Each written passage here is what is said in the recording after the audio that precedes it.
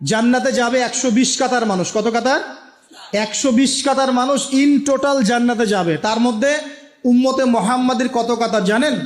80 কাতার। কত কাতার? বলেন সুবহানাল্লাহ। তাহলে এটা কি আল্লাহ পাকের দয়া নয়? আল্লাহ আমাদেরকে ভালোবাসেন না? আচ্ছা, আল্লাহ পাক যে আমাদের কাছে তাওরাত, জাবুর, ইনজিল না পাঠিয়ে আল কোরআনের মতো কিতাব পাঠিয়েছেন, যে কিতাবে সমস্ত সমাধান আছে, এটা আল্লাহ পাকের রহমত, দয়া নয়? ভালোবাসা নয়? আচ্ছা, এখন আল্লাহ পাক দুনিয়াতে চলার জন্য আমাদেরকে জীবন দিয়েছেন, হায়াত দিয়েছেন, সুস্থতা দিয়েছেন, পরিবার দিয়েছেন, আমাদের ব্যবসা বাণিজ্য দিয়েছেন, আমাদের স্ত্রী সন্তান দিয়েছেন, আমাদেরকে চলাফেরা করার ক্ষমতা দিয়েছেন।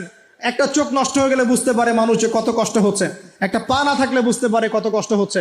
এই করোনার সময় যারা শ্বাস নিতে পারে নাই তাদের কত কষ্ট হয়েছে।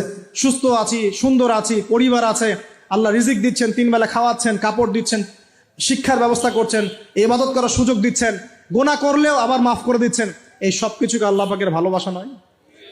এই ভালোবাসাগুলো কি নিঃস্বার্থ ভালোবাসা না স্বার্থ ভিত্তিক ভালোবাসা? এই আল্লাহ পাকের কোনো স্বার্থ আছে? আল্লাহ পাক আমাদের কাছে কিছু চান? রিজিক চান? টাকা পয়সা চান? আল্লাহ পাকের যদি ইবাদত করে আমরা ছেড়ে দেই, আল্লাহর কোনো ক্ষতি হবে? আমরা ইবাদত করে ভাসিয়ে ফেললাম, আল্লাহর কোনো লাভ আছে? আল্লাহ পাকের শক্তি কি আরো বেড়ে যাবে না কমবে? নাকি যেমন আছে তেমনই থাকবে?